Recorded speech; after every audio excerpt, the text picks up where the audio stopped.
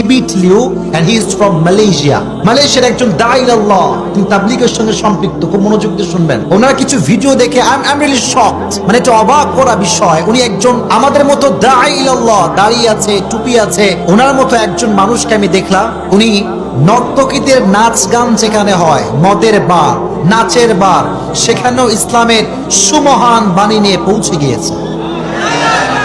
সুবহানাল্লাহ আসতে পড়লেন যে, দাড়িও আছে, টুপিও মাথায় আছে, সোজা নারীদের নর্তকীদের নাচের যে আড্ডাখানা সেখানে ঢুকে গিয়েছে। সব নারীরা অশ্লীল পোশাক পরিহিতা, যখন দেখতে পাচ্ছে মদের বার যেখানে নারীদের সয়লাভ, একজন হুজুর মানুষ, মাওলানা মানুষ দাড়ি টুপি পরে এখানে কেন আসছে, সব একত্রিত হয়ে গিয়েছে। কেন আপনি এসেছেন এখানে? Why you came here? কেন আসছে? উনি ছোট্ট একটা মাইক নিলেন, ইসলামের কথাগুলোকে এতটা ন্যাচারালি প্রেজেন্ট করলেন, সুন্দর করে সাবলীল ভাষায় উপস্থাপন করলেন, প্রত্যেকটা নারীর কলিজায় গিয়ে কথাগুলো আঘাত করেছে। এত সুন্দর করে বুঝিয়েছে যে নারীগুলো পতিতা, যে নারীগুলো নেচে বেড়ায়, গেয়ে বেড়ায়, সবাই তাদেরকে দূর দূর করে দাঁড়িয়ে দেয় যে তুই তো গুনাহগার বান্দি, এদের কেউ ইসলামের কথা পৌঁছে দেওয়ার দরকার আছে না নাই? উনি এত সুন্দর কথা বলেছেন। ওই স্পটে, ওই জায়গাতে সমস্ত নারী হিজাব পরিধান করে পর্দানিশীন নারী হয়ে গিয়েছে। আবার ওনাকে দেখলাম যিনি পৌঁছে গিয়েছেন নেশাখোরদের আড্ডাখানা, যেখানে সব মদখোর, গাঁজাখোর, বিড়িখোর সব একসঙ্গে বসে আছে। আমি অবাক হলাম তাদের চুলগুলোর যে অবস্থা, আপনারা দেখলে অবাক হয়ে যাবেন।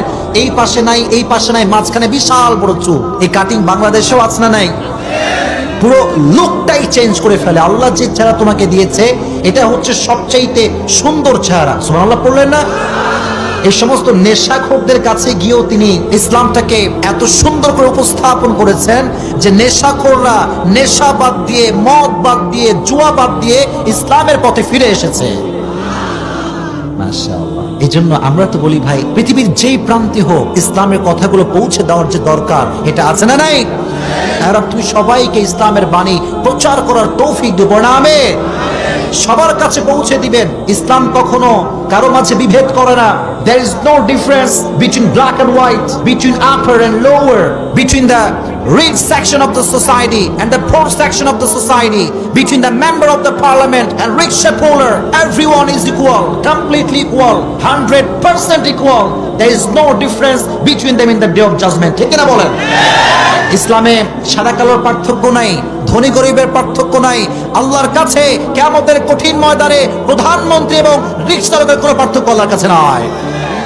ইন্না আকরামাকুম ইনদাল্লাহি আতকাকুম। সেদিন সবচেয়ে দামি ব্যক্তি হবে সেই ব্যক্তি যাদের হৃদয়ে ভয় আছে একজনের। তিনি কে? যাদের হৃদয়ে আছে আল্লাহর ভয়, তারা কভু পথ ভুলে যায় না। পড়েন, আল্লাহর প্রেম ছাড়া এই দুনিয়ায় কারো কাছে কোনো কিছু চায় না। ঠিক না? এই জন্য ইসলামের বাণীকে আল্লাহ তাআলা পৌঁছে দেওয়ার তৌফিক দান করুক। পড়না আমিন।